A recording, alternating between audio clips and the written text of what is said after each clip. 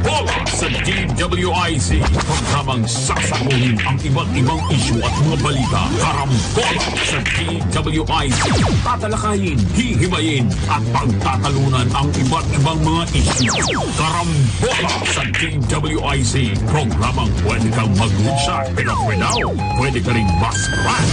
At ngayon, narito na ang inyong mga karambulista at ang programa Karambola sa DWIZ. Magandang umaga ngayong 16 ng August 2023. Ito ang Karambola sa DWIZ 882. Conrad Banal at si Attorney Trixie Cruz Angeles. Ay! Baka natatraffic. Si paring John at maya-maya nandyan na yan. Si paring Joel po may kailangan lakarin. Okay? Si Attorney Larry Gadon baka bukas daw. Ngayon, Wednesday, August 16, marami tayong pag-uusapan ngayon. Pahirap daw ang buhay. Sabi ng mga Pilipino, buti pa to si Winner, di nahihirapan sa buhay. At tumatawa-tawa lang. Ha? Pahirap ng pahirap. Tumataas ang mga presyo pa din. Okay? Tumataas ang pamasahe. Ang gasolina. Natataas ngayon ng singil sa Cavitex. Hindi, sa 21 pa daw yan, next week. Pero yung mga ibang expressway, nagtaasan na ng singil. Nagtaasan na ng singil ng LRT. At LRT2.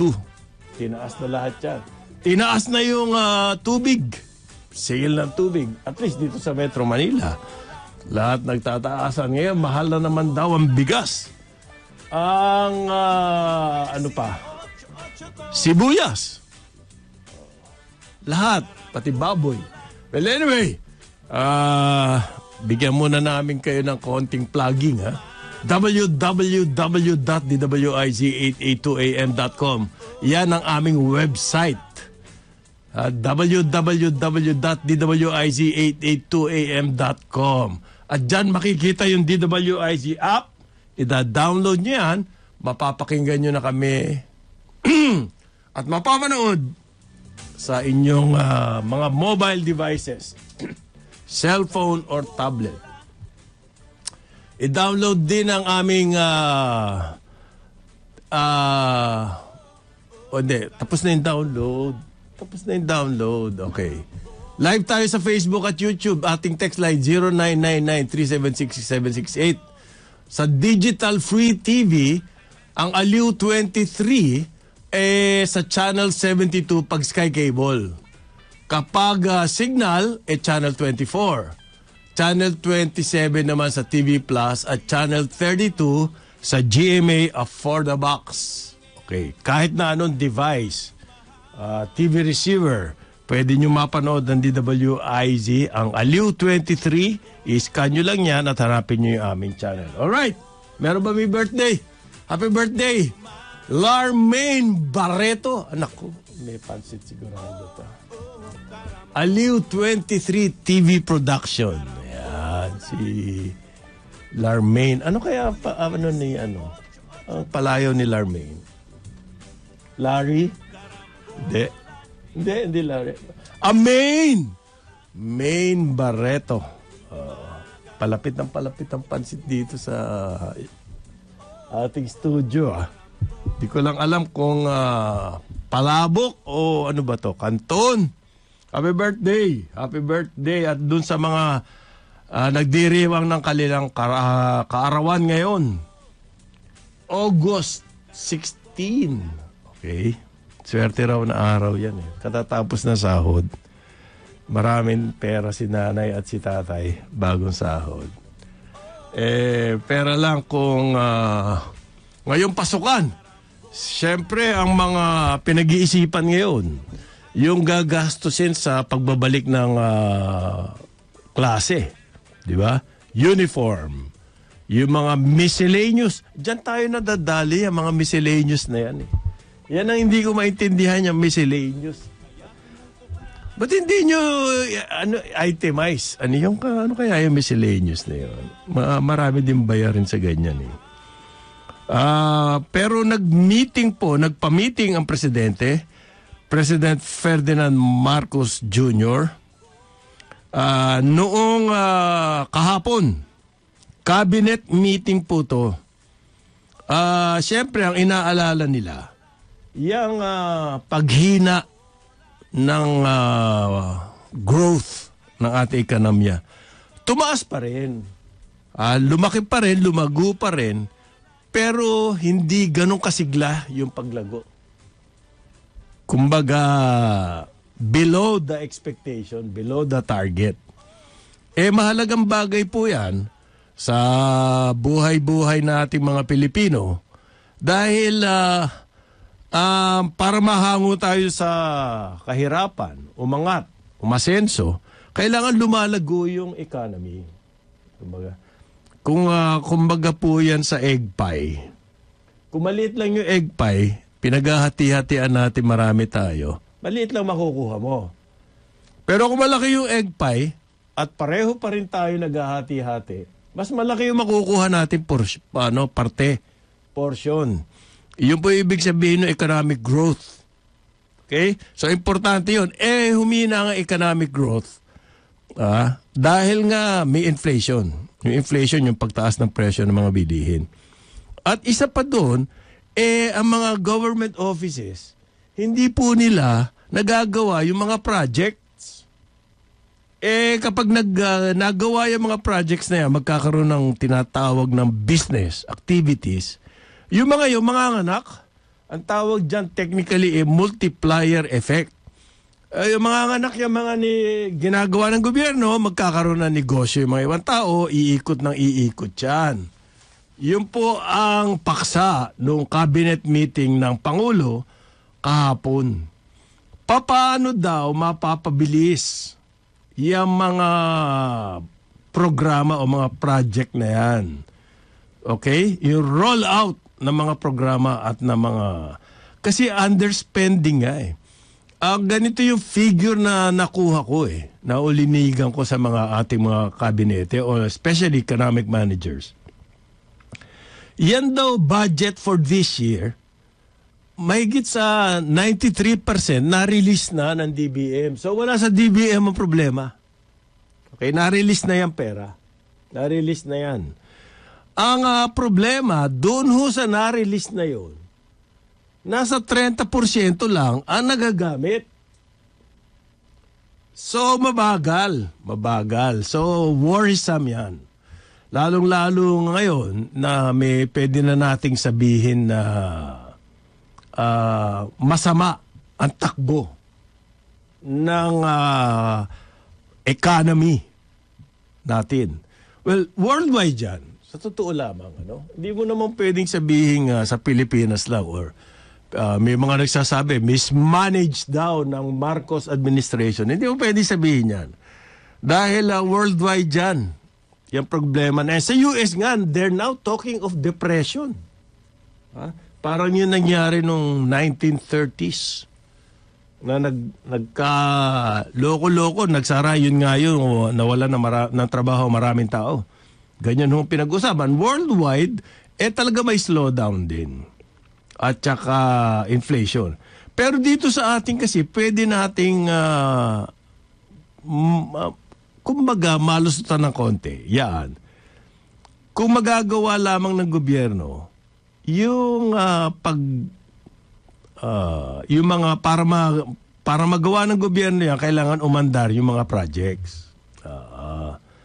Isa po dyan, ang tinitignan nila, ang miniting po ng presidente yung mga medyo importante dyan. Halimbawa, DSWD. Ayan, nagbibigay yan ng ayuda.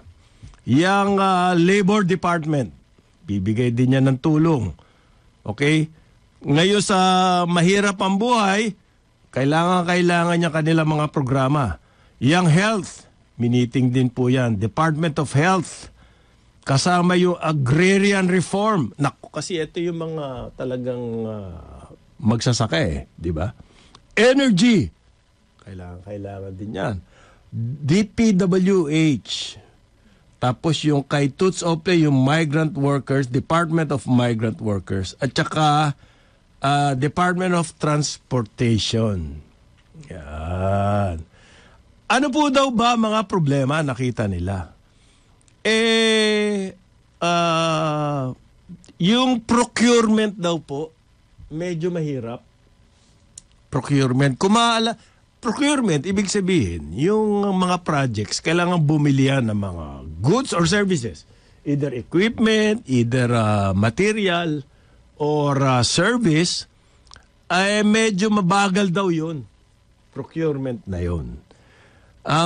Nung kumaalala nyo, nung SONA, ang presidente mismo, hiniling sa Kongreso na balikan niyang procurement law, government procurement law, dahil napakadaming araw, kumbagang delay na nangyayari dahil sa napakahigpit or unreasonably.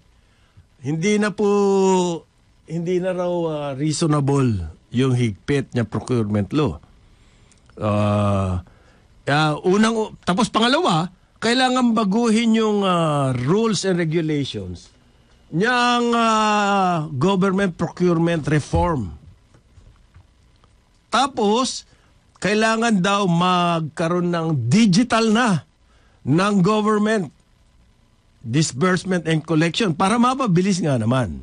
Okay? Etong labor ho, inamin nila, yung tulong panghanap buhay sa ating disadvantaged or displaced workers, tupad ang tawag dyan, inamin niya mismo ni Labor Secretary Laguesma. Ano nga ba first name ni Benny Laguesma, na medyo matumal daw yung implementasyon na yan. Bakit? Yun daw profiling, doon nagka-problema. Hindi nga naman pwedeng bigay ka lang ng bigay. Kasi kailangan makita yung mga beneficiaries. Kailangan siguruhin. Naku, sa lahat ng ayuda yan. Lahat ng ayuda, problema yan. Problema yan. Ano. From the very start. Kaya yung ayuda program, paring Conrad, ay nagiging malaking issue yan. Ano ba ang regulasyon? Sino makakatanggap dito? Yung mga wala ng trabaho.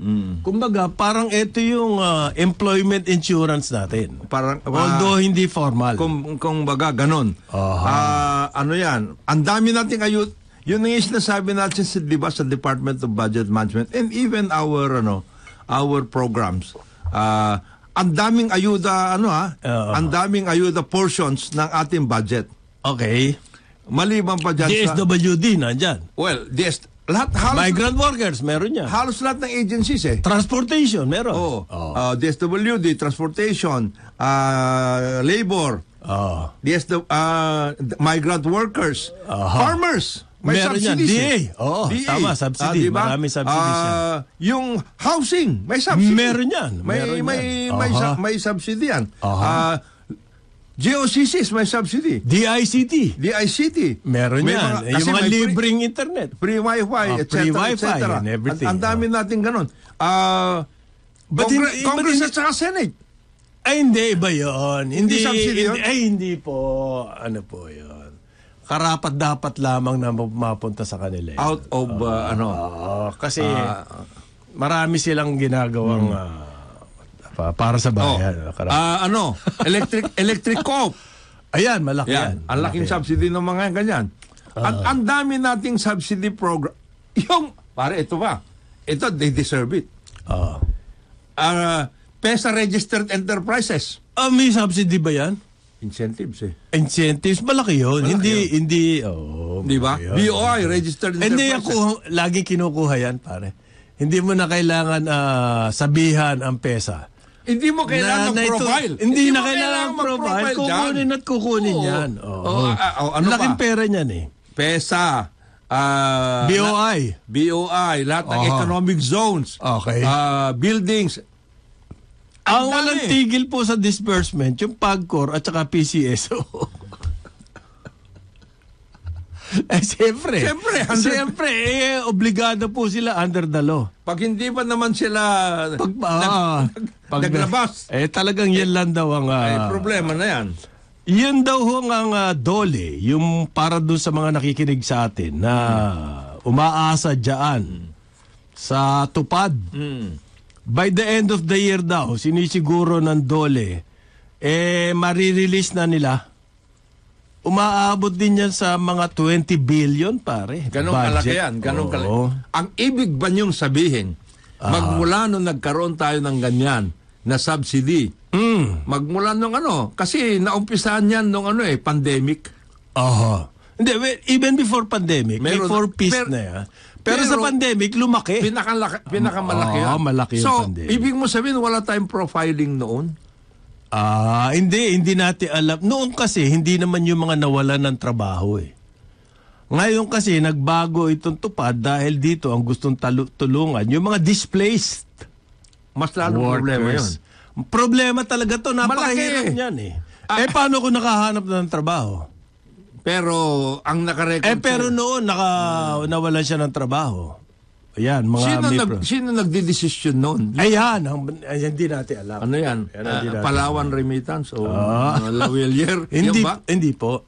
Hindi. Kasi noon, di ba sabi ni Manong Bebot, may nakakabit na 350 million sa remittance. 350 hindi lang? Hindi nahanap yung address. Di ba? Di ba? Natanda mo yun? Every year parang mayroong ganon. Meron nga. Hindi mahanap yung address. Nagbago na raw ng cellphone. Nakita mo? Nakita mo? Hindi mahanap kasi nagbago na yung cellphone. At saka nagbago yung address. So wala nang... So dalawa nagbago. Baka tatlo, pati email. Nagbago. Baka nagbago rin ang pangalan. Baka! Ayan. Yan. Ito hindi pwede magbago ito. Ito hindi pwede. At kailangan naka-penny loafer. Penny loafer. At saka maong at white socks. Yan. Para at saka parang medyo maluwag na polo na is long sleeve. Parang college girl. Yan. Gandang umaga. Good morning, attorney. Good morning. Ito pinag-uusapan natin itong catch up Dahil huling-huli ang ating mga government offices. Alam mo yung catch up in the middle May kwento ko dyan. in the middle of the year. Hindi pa nga middle of the year. Towards the end of the quarter na to Third quarter. Agosto na. Agosto na, 30% pa lang ang nagagastos nyo. Ano ba yun? Ano daw ang cost ng underspending?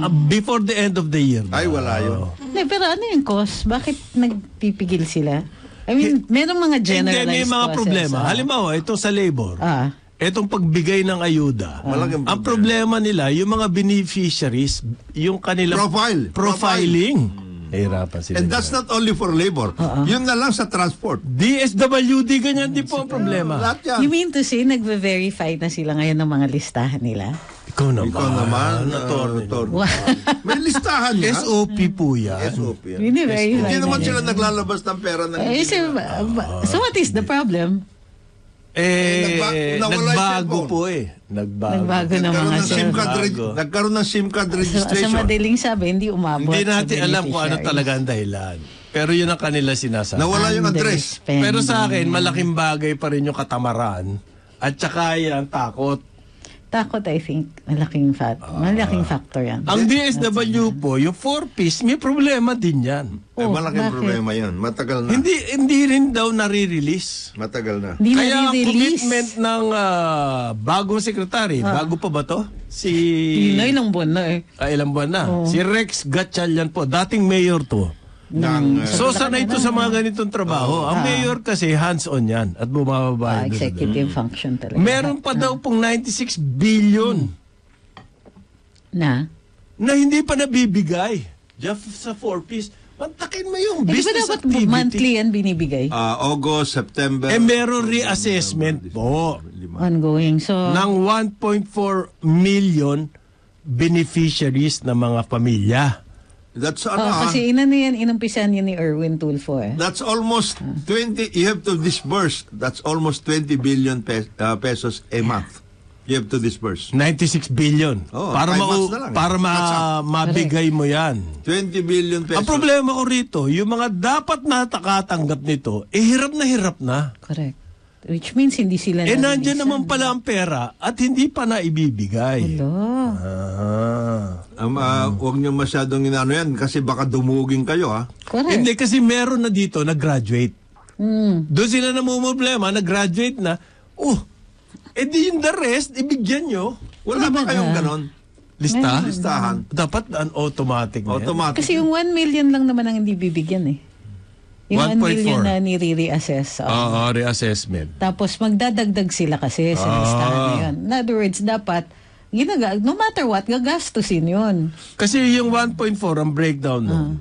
Yung 700,000 daw na yun, na beneficiaries, dapat nag-graduate na. Okay. Yung 700,000 naman, still undergoing assessment to qualify. Bakit? Binigyan nyo na yung mga yan dati.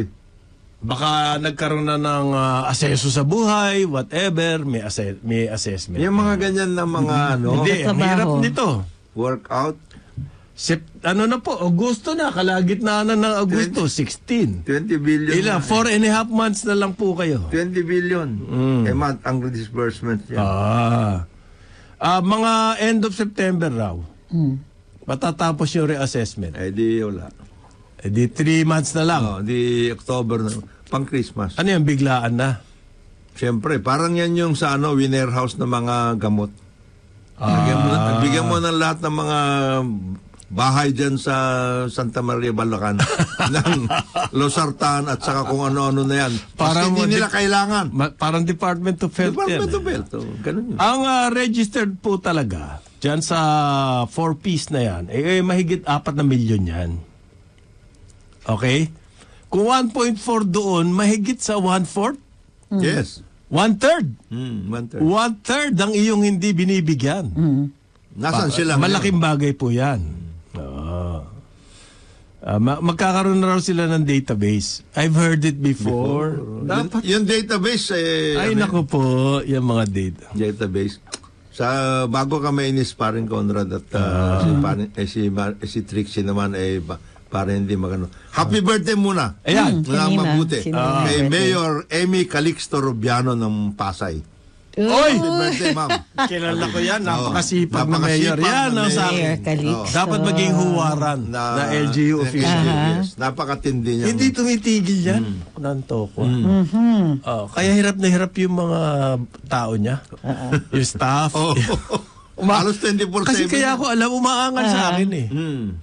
Wala raw katigil-tigil yung kanilang boss. And of course, my classmate, presidente ngayon ng National Home Mortgage Finance Corporation. Birthday din. Chochit Tobias. Si Chochit? Chochit! Kaklase pala si Chochit. Si Chochit. Barkado ko yan eh. Si Golfmate Chochit. ko yan eh. Chochit Nasa Tobias. ano pa siya ngayon? National Home Mortgage. Dapat madalaw ko pala. Hey! Yan. Huwag mo nang dalawin. Alam mo. Chochit, birthday mo pala eh. Ganun ba? Ay nako, Chochit. madami kami pinagsamahan dyan. Anak ito ni General Tobias. Tobias, oo. Ano yan? Rotarian din yan. Yung Active. pinagsamahan ninyo, does this involve pansit? Yes. Meron daw. Many times. Many times. Many times po. Oo. Ayan. Kasi sa golf, Pinatutunayan After yung mga playing. ganyan. Pag hindi kayo kumain after kailangan playing. kumain kayo. Yan yung 19th hole. Yes. Doon kayo magkakakwentuhan, yabangan na yun. Kung anong ginawa mo dun sa... Kasi kahit masama laro mo, magyayabang ka pa din. Siyempre. Wala eh. Hindi ka pwedeng...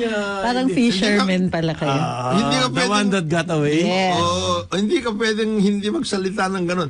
Para sa 7th hole, okay yan. Okay. Puta, monti ko ma-birdie yan eh. More on this later. Pagbalik ng Karambola. Oras natin, 8:31 ng umaga.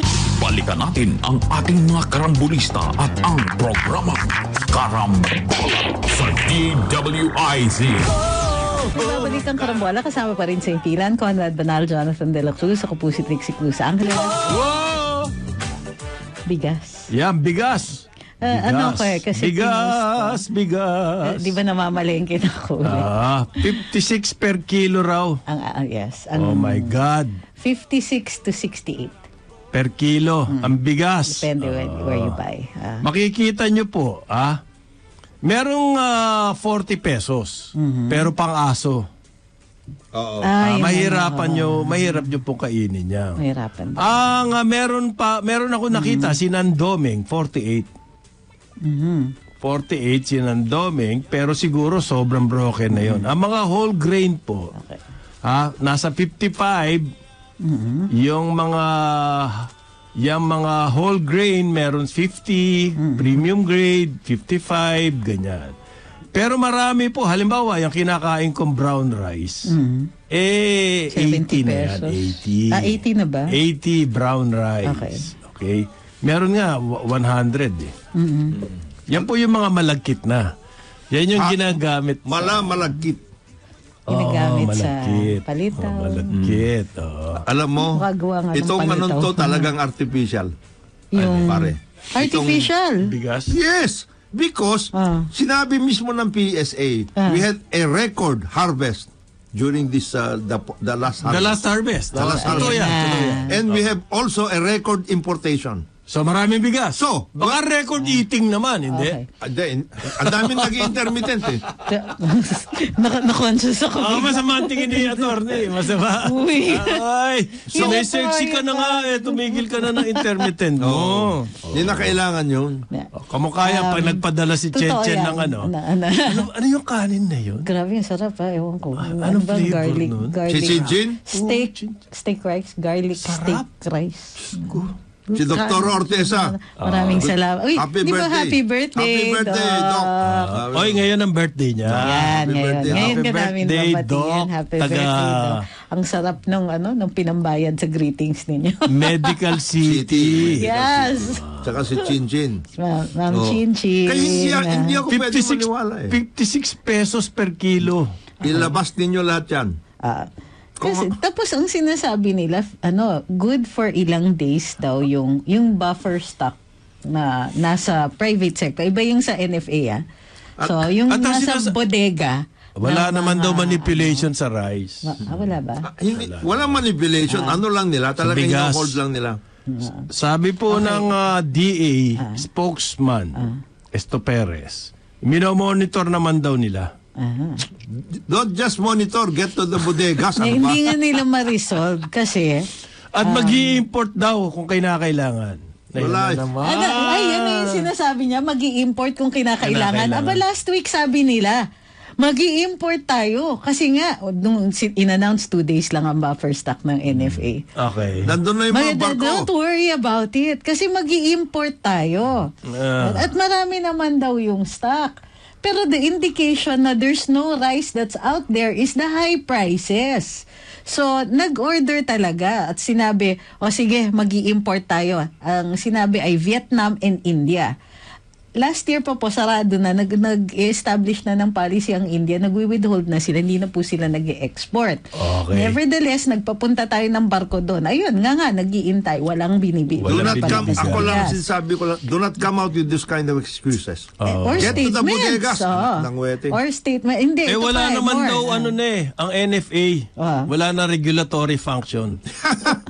You think? Do not come out with this kind of excuse. Ayan, wala na raw The government has every reason to get to the bodegas. Wala yan. Anong... Kailangan pa daw these humingi ng prices, power.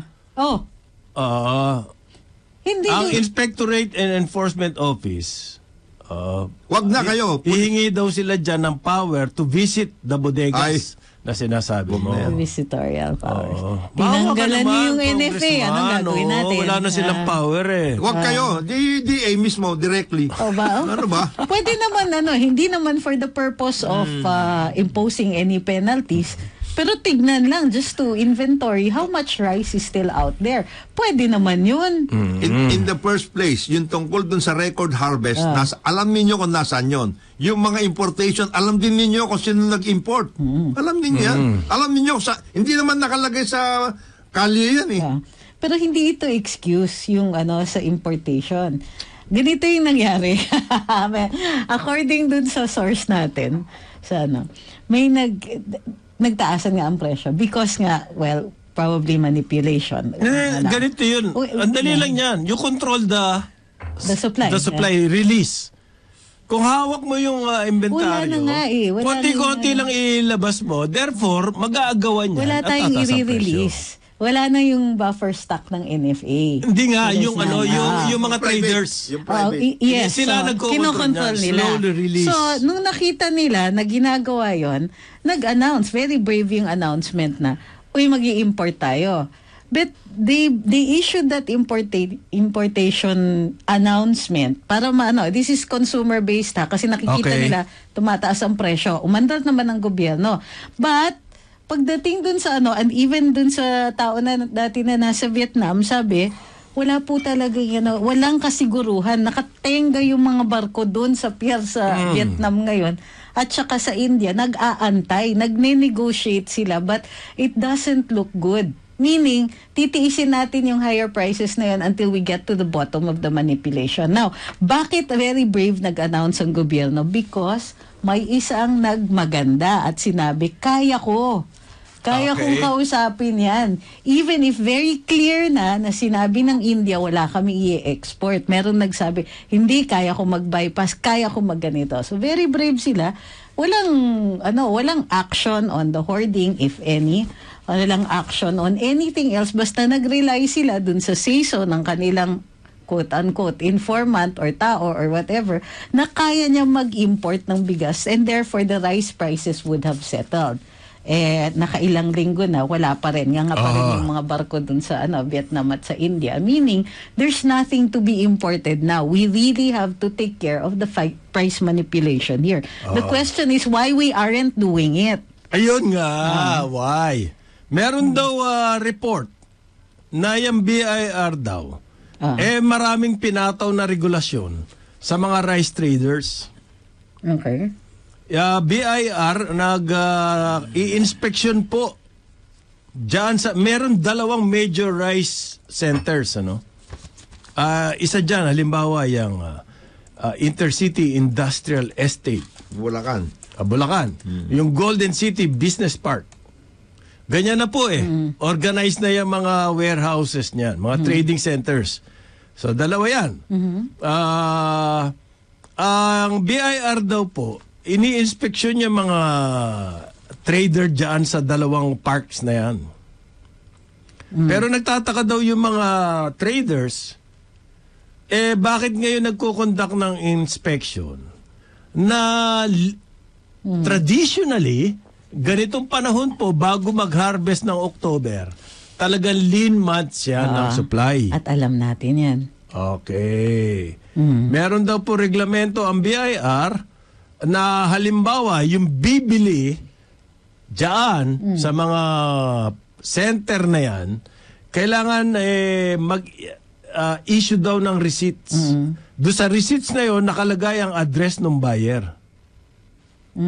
Kung hindi raw po penalized yung mga trader by 5,000 pesos per receipt.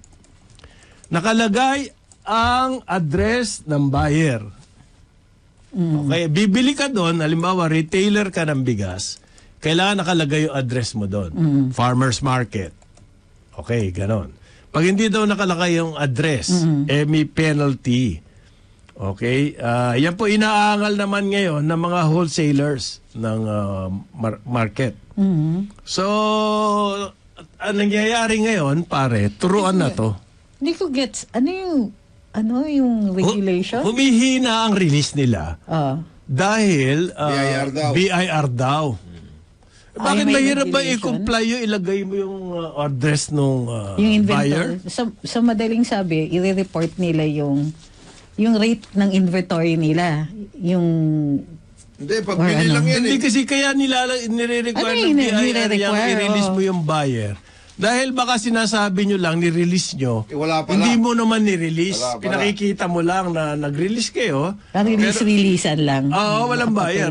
So, para masiguro natin, ilagay mo ang address ng buyer. Pwede namin puntahan ngayon yun. Totoo bang bumili kayo? Diba? That's one way of checking. Kung totoong kinokontrol nila yung pag-release. Oo. Nag-release ba talaga kayo? Ayun. Yun lang naman yun Bakit umaangal kayo doon? Ba't ayaw nyo? At saka yung umaangal, hindi quoted sa dyaryo. Hindi naman kayo binawalan mag-release. Humihingi na nga ma-release dahil sa mga ganyang BIR. Correct. Nagtataka daw sila bakit ngayon nagre-require ng lean months. precisely, lean months po, nire-require kayo niyan para masigurong nire-release nyo ha. Kasi hindi pwedeng, kung walang address kinlaim mo lang, na-release mo, di lusot ka na, hindi ka na Good, holding. gumagawa ng paraan ng BIR. And that's not even new. Because pag mag-release ka, talaga naman dapat nagbibigay ka ng Kasi may income Anong address? Oo, ano ba? Lalagay mo yun sa resibo. Ibig mo sabihin, Hindi kasi, yung karamihan na resibo, ibig mo Trixie Cruz, Nagpay-fake Trixie original ka? Cruz, Cubao. Oo. Tapos na. Minsan Iba? silang. Ano Cubao? Ibig mo sabihin, Minsan nagpay-fake original ka dyan. Pwede. Diba? Ganyan ang ginagawa mo. Ba't ayaw mo? Yung mga ganyan detalye, nakakadagdag yan. Ang sinasabi nila artificial shortage kaya tumataas. Okay? May nagmamanipula. Paano natin mapapatunayan yun? Kulang kasi dapat kasi, mayroon pang dalawa dyan na hindi nyo binabanggit kasi. Intercity at saka Golden City. Okay. Meron pa Marami pa. sa San Nicolas para may San barko Nicolas? dun San Nicolas? San Nicolas sa... Malapit-lapit lang. Oo. Malapit sa Pasig River. May barko? Parang nakakapasok ang barko doon. Di naman silted yata. yung mga barko nakalanding na, ang lalaking bodega sa San Nicolas. Ang problema daw po ng presyo sa pagkain, sabi ng Management Association of the Philippines. Kasi daw mataas ang tariff sa agriculture sector. Mataas ang Tariff sa agriculture sector. Ba't yung sinasabing production? Bakit tariff na naman ang sinasabi nyo? Kasama rito sa grupo ng map na to na gumawa. Yung paboritong columnist ni Paren Joel. Ano uli nung exact statement? Well, protective trade policies daw sa Ang ating agriculture. problema. High tariffs, such as implementing high tariffs in the agriculture sector. Importation. Yan daw po ang problema kaya mataas ang pagkapresyo. So nirereklamo nila na kulang ang importation natin. Basically. Ganun yun. Hindi ko alam Yeah, that's why tariff yung ginamit na term Hindi nila sinabing taxation. Tariff is import uniform duties, tariff daw across all industries. Tama, patayin na natin yung agrikultura natin. Bakit tinitingin nyo Counterproductive pa? daw yung high tariff. Hindi nyo sinasabi na nakahingi na kayo ng 5 years na lalo sa baboy na inaayos na ninyo. Hindi nyo sinasabi yun. Over the past 4.5 years, tinira na ninyo yan. Binabaan na nga kayo ng katakot-takot Gusto nga ninyo, dagdagan pa. I-extend pa ninyo yan Kayo talaga. Kasi daw po, yan tariff sa agriculture and food, mas mataas daw yan kesa dun sa mga ibang goods na ini-import natin. Siyempre. Alangang hindi natin gawin yon. Ang average daw po ng ibang produkto, 8%. Sa agriculture, 12%. Oh. Yan. Siyempre. Kailangan daw uniform yan. Ganon. Bakit mo gagawin uniform yan? Hindi, yun ang... Press statement. Yeah. For the day. Tsaka ang MAP, yan po yung mga masisikip na Amerikano. Ano tawag to? Undersize. Ang mga member po ng MAP, yung mga oligarchs. Ang member po ng MAP, yung mga importers. Traders, importers. Hindi po member ng MAP, ang mga farmers. At saka mga manufacturers. Therefore, interest na member nila, yung kanilang importers, financiers, kabakas. Yan ang mga members. Importers, financiers, kabakas. Iisa yan Isa yan. Isang grupo yan. One money lang yan. One money lang kayo. Nako. So, at magre-release pa sila ng ganyan. Statement na ganyan. Samantala yung mga farmers po, ang sinasabi nila, pabayaan nyo muna kaming makabangon. Bago tayo mag-isip-isip ng mga puro imported.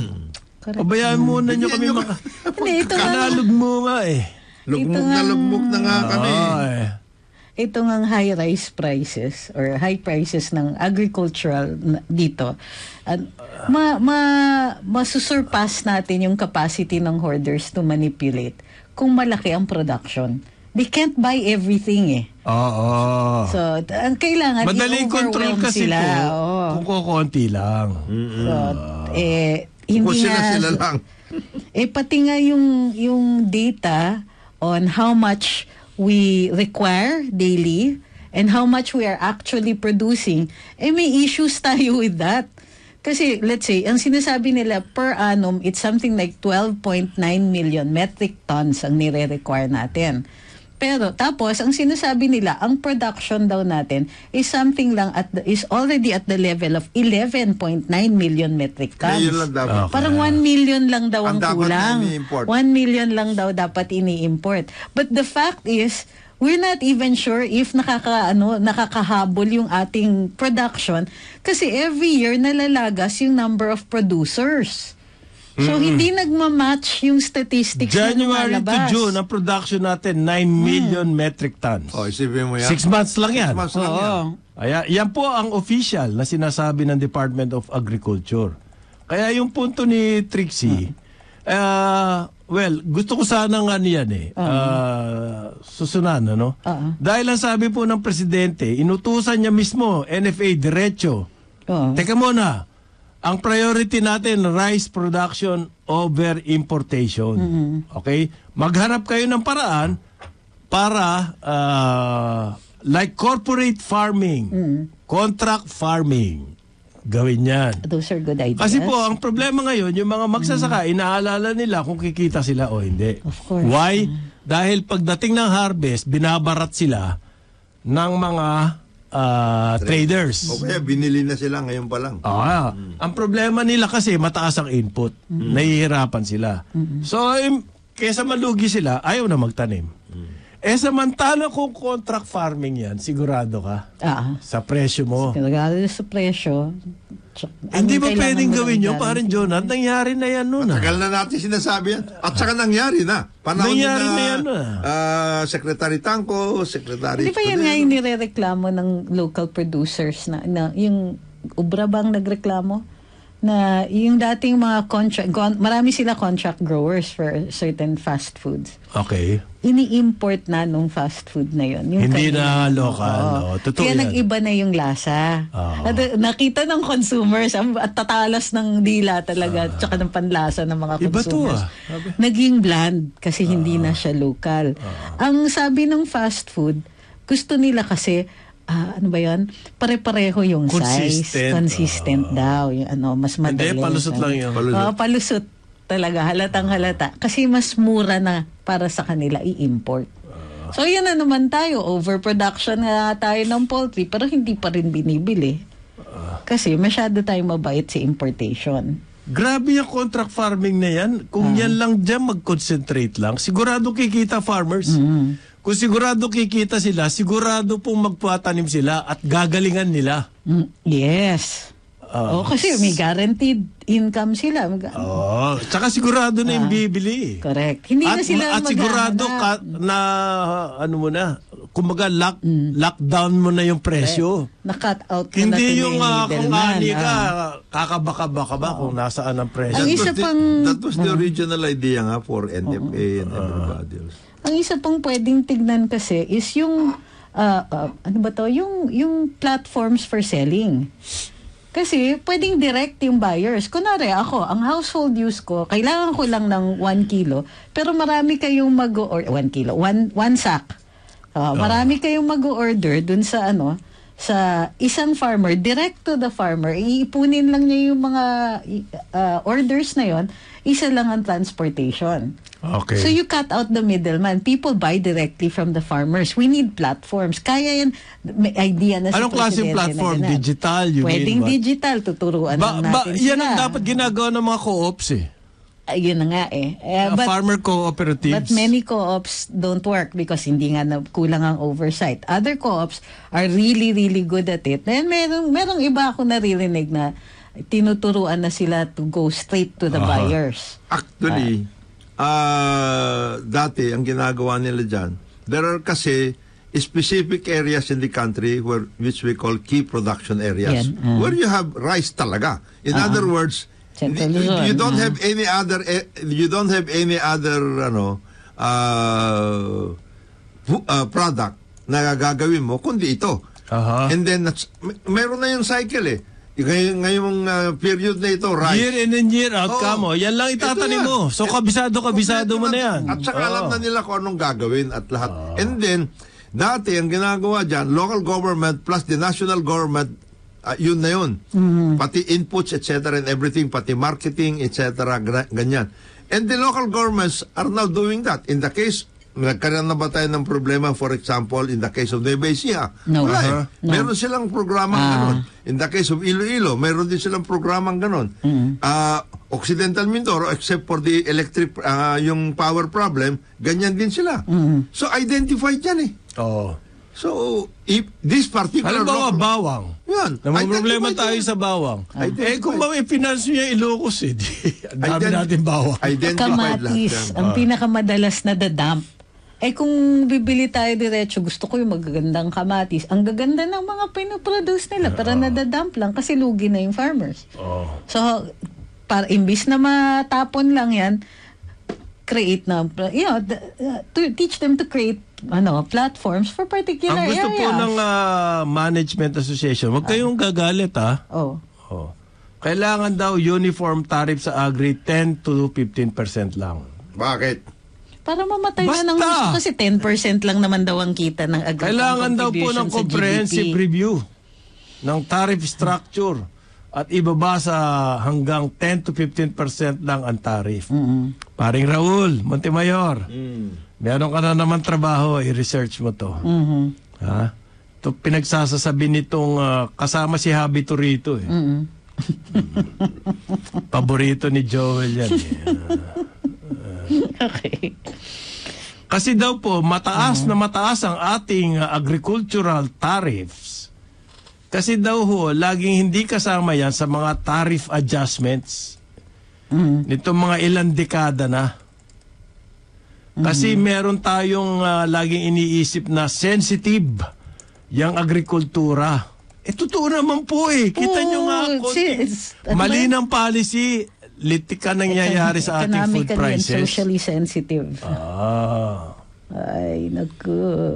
Kailangan daw ang NEDA at saka ang Tariff Commission simulan ng bawasan yung tariff. Aha. Kasi yung tariff daw po yan, incentive sa smuggling. Acknowledgement of failure ang sinasabi nila. Ibig sabihin, So hindi para naman ma-solve yung makontrol, smuggling, kailangan legitimate lahat ng importation, patayin nyo yung farmers. Correct. Para mababa yung tariff, naya pa sila, 10 to 15%. Aminin nyo na gusto ninyo lower than that. Kayo naman. May smuggling, maski na nga bumaba, zero tariff, marami dyan eh.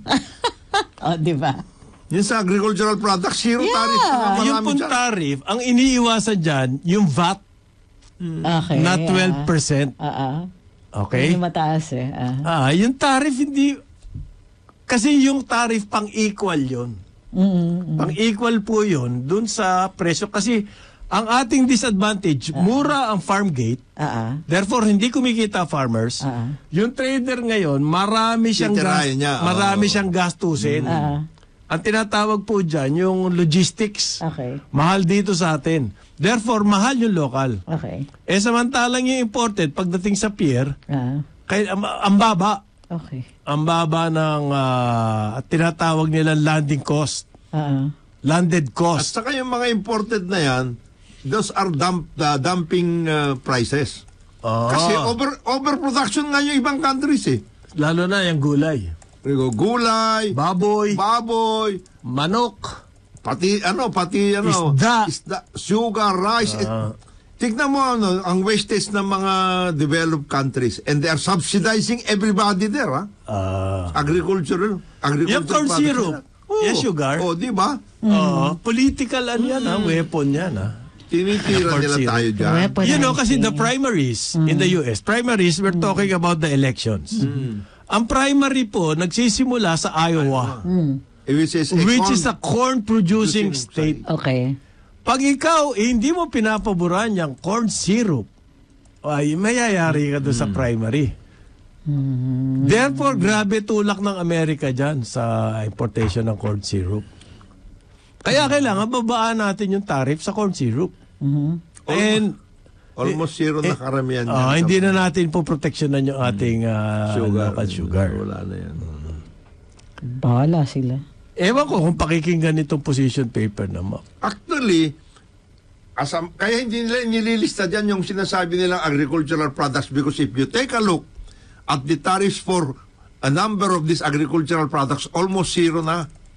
Sa totoo lang. Aha. Almost zero na yung agricultural tariff. Mabuti pa, ang ibabang tariff yung input. Dapat. Sa akin, Dapat. equipment.